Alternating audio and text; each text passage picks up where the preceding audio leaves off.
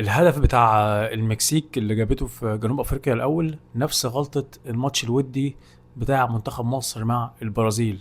نفس القصة، مصطفى شوبير ومهند لاشين نفس السيناريو بالظبط. يلا بينا نشوف بسرعة. بص هنا، ادي اهو، ده شوبير يعتبر.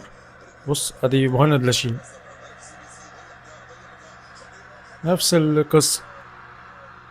بص نفس القصة برضو، البطء في ان هو يفكر في القرار قبل الكرة ما تجيله. وبص الاسكان ما عملش سكان. بص كان عنده كام واحد، مش هقول لك يا عم ده، يا عم ده، طب ده رجع. نفس السيناريو.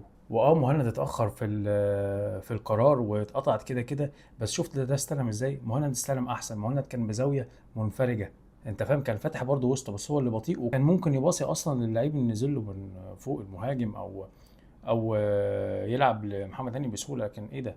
ده بص جسمه عامل ازاي، قافل اصلا مش شايف الملعب ورا، فاهم؟ بص مهند، بص هنا مهند لما استلمها، بص شفت فتح ازاي جسمه بالزاويه. بص كان شايف الملعب ازاي، كان عادي، كان ممكن يلعب اللي في وشه ويطلع بالكره لقدام. فالتاني كان مدي ظهره الملعب. مهند احسن منه في دي. طبعا اتنين اتاخروا في اتخاذ القرار والتفكير، والاسكان كان سيء يعني. بس انا بقول لك مين احسن من مين في نقطه معينه. تعالى بقى انقلكم للعيب اتحط في نفس الموقف بس كمان بطريقه اصعب وعرف يتصرف صح، وكمان عرفوا زمايله يتصرفوا صح. بص هنا، بص هيعمل ايه ده. بص الضغط عليه ازاي، شفت زميله اهو موجود له مكان الكوره. هل الضغط اللي كان على اللعيب جنوب افريقيا او مهند لاشين كان بالطريقه دي؟ لا. طب هل كان في حد ظاهر للراجل ده زي ما كان ظاهر لمهند لاشين وبتاع جنوب افريقيا؟ لا. بص ده موقفه اصعب، مفيش حد. بس هو بقى الفرقه بتاعته حافظه بعض خلاص، في دي يعني هم حافظين ديناميكيه بعض، وكل لعيب في الفرقه بيتحرك على حسب فعل زميله زي ما انت شايف. على طول زميله كان متواجد. اي نعم هي اتردت على فكرة، هو غلط يعني بص ده عك في الاخر يعني. بص طب وليه يعني؟ بص عمل ايه يعني، عرفت تطلع بالكورة لكن انت اللي ضيعت نفسك. يبقى انت كلاعب رقم 6 ايه اللي تستفيده بقى من الدرس ده كله؟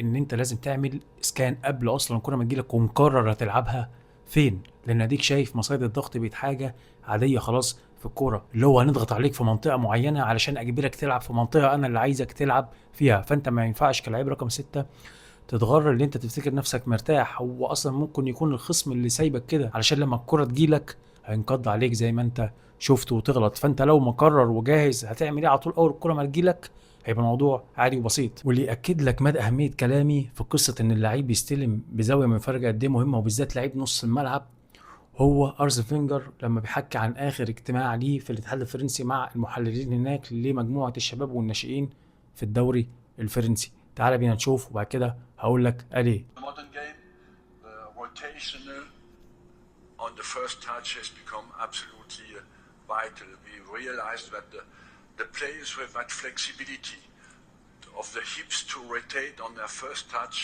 has become absolutely a vital quality for the success. المهم يا سيدي كان بيقول لك ان من الاجتماع ده لما حللوا ادركوا قد ايه اللعيب اللي عنده مرونه كويسه في الحوض ويعرف يتحكم في الدوران بتاعه من اول لمسه دي للكوره هو اللي بيحقق نجاح كبير في اللعبه، لانها كمان بتساعده على تغيير الاتجاهات وفي نفس الوقت هي بتختصر وقت ليك كلاعب نص ملعب بالذات. وبس كده يا سيدي، زي ما انتوا عارفيني في البطولات بحب اقول لو في حاله او مصطلح الناس ممكن تستفيد منه، واتمنى اكون فدتك في الفيديو. وكان معكم حازم زياد، حد بيحب يعرف الكوره بتلعب ازاي. سلام.